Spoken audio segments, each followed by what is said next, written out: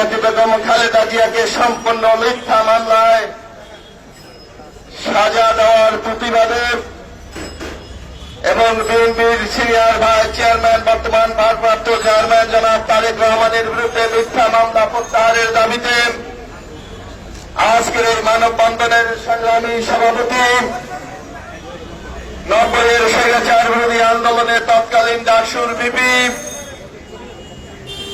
বিএনপির চেয়ারপারসনের অন্যতম উপদেষ্টা সাবেক মন্ত্রী জননেতা জনাব আমানুল্লাহ আমান আমাদের মাঝে উপস্থিত আছেন 90 স্বৈরাচার বিরোধী আন্দোলনের যারা সেই দিন স্বৈরাচার এরশাদকে উচ্ছেদ করে বাংলাদেশে গণতন্ত্র প্রতিষ্ঠা করেছিলেন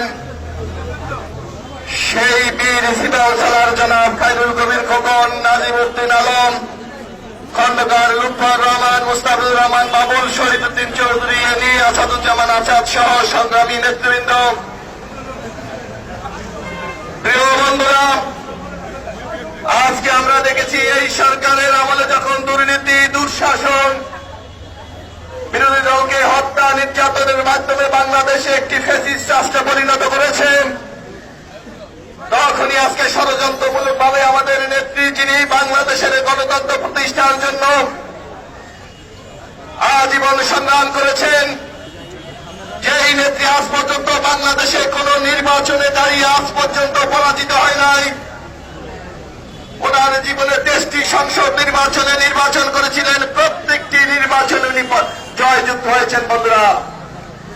আর আমরা দেখেছি আজকে যিনি প্রধানমন্ত্রী আছেন সেই শেখ হাসিনা এই ঢাকা শহর থেকে তৎকালীন আমাদের নেতা জনাব সাদেক হোসেন খোকা এবং মেজর মান্নানের কাছে পরাজিত হয়েছিলেন।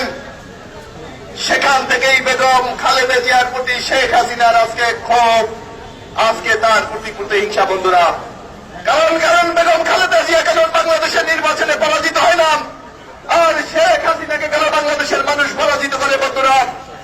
আজকে তাই তথাকথিত আজকে 2 কোটি টাকার একটি মামলায় যেই টাকার 1টি টাকাও খরচ করা হয়নি, সেই টাকা এখন বর্তমানে ব্যাংকে রয়েছে এবং 2 কোটি টাকায় সুদে আসলে ইতিমধ্যে 6 কোটি টাকার উপরে হয়েছে বন্ধুরা।